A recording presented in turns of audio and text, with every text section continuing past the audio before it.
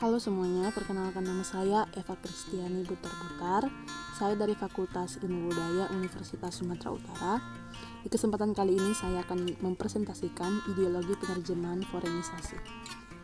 Ideologi penerjemahan forenisasi yaitu ideologi terjemahan yang berorientasi pada bahasa sumber dengan menghadirkan budaya bahasa sumber ke dalam teks terjemahan sebagai sarana komunikasi agar pembaca terjemahan mengerti budaya bahasa sumber yang berbeda dari budaya bahasa sasaran.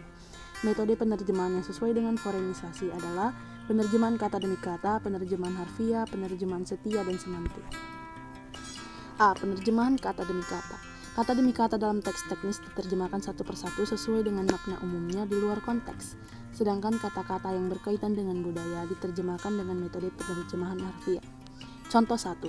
Dari teks sumber, the completion allows the operator to extract and regulate the well fluid as efficiently as possible. Dalam teks sasaran, komplesi mengizinkan operator untuk mengekstraksi dan mengatur fluida sumur dengan seefisien mungkin.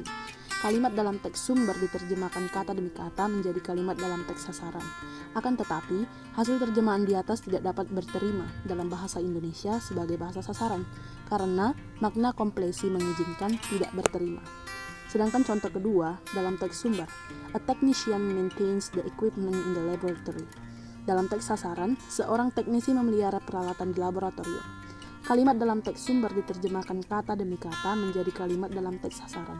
Hasil terjemahannya sesuai dengan tata bahasa Indonesia dan maknanya sangat dapat dimengerti serta berterima. Dan B. Penerjemahan harfiah. Penerjemah awalnya menerjemahkan kata demi kata, kemudian menyesuaikan susunan kata-katanya sesuai tata bahasa sasaran. Contoh 1, teks sumbernya, the operator replaces the damaged equipment in the well. Teks sasarannya, operator mengganti peralatan rusak di sumur.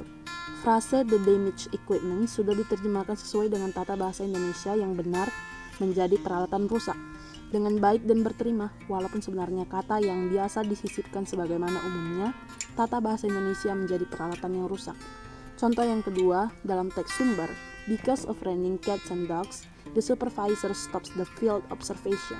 Dalam teks sasaran, karena hujan, kucing dan anjing, pengawas menghentikan observasi lapangan. Dalam bahasa Inggris, mengenal istilah raining cats and dogs, meskipun sudah diterjemahkan secara harfiah, namun dalam konteks budaya bahasa Indonesia tidak mengenal istilah hujan, kucing, dan anjing. Terjemahan bebas yang sesuai atau sepadan dan dapat dimaknai dalam bahasa Indonesia adalah hujan lebat atau hujan deras. C. Penerjemahan setia. Metode penerjemahan ini memegang teguh maksud dan tujuan teks sumber sehingga hasil terjemahannya kadang kaku dan terasa asing. Contoh 1, dalam teks sumber, the analyst is well aware when there is misinterpretation in the analysis. Dalam teks sasaran, analis menyadari terlalu baik bahwa ada kesalahan interpretasi dalam analisis. Penerjemah setia mempertahankan to well aware menjadi menyadari terlalu baik. Hal ini membuat kalimat dalam teks sasaran terasa kaku dan perlu penyesuaian dengan tata bahasa sasaran.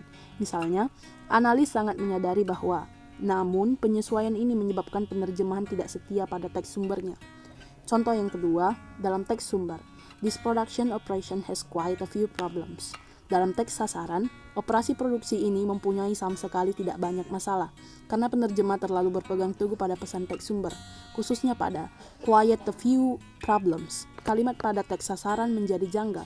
Penyesuaian diperlukan agar teks sasaran menjadi lebih luas, sehingga terjemahannya dapat menjadi operasi produksi ini hanya mempunyai atau mengalami sedikit masalah, atau hanya sedikit masalah di operasi produksi ini. Namun hal ini tentunya menyebabkan penerjemahan tidak setia. Dan yang D adalah penerjemahan semantis. Dibandingkan dengan metode penerjemahan lain di forenisasi, penerjemahan semantis lebih fleksibel dan kompromi dengan bahasa sasaran. Contoh yang pertama dalam teks sumber, the librarian is usually a bookworm. Teks sasarannya adalah, pustakawan biasanya adalah seorang yang suka membaca. Teks sasaran dapat dimengerti dan berterima meskipun tidak ada pemadanan budaya. Dalam budaya Inggris, orang yang suka sekali membaca disebut bookworm. Sedangkan dalam budaya Indonesia, orang yang suka sekali membaca disebut kutu buku. Dan contoh kedua dalam teks sumber, keep off the area. Dalam teks sasaran, jauhi area ini. Ungkapan tersebut sangat sering dilihat di area yang dianggap berbahasa di lapangan dan memiliki padanan makna yang sangat beragam dalam konteks budaya Indonesia.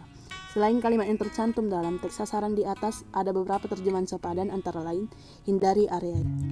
Demikianlah hasil presentasi saya. mengenai ideologi penerjemahan forenisasi. Saya Eva Kristiani Putar-Putar mengucapkan terima kasih.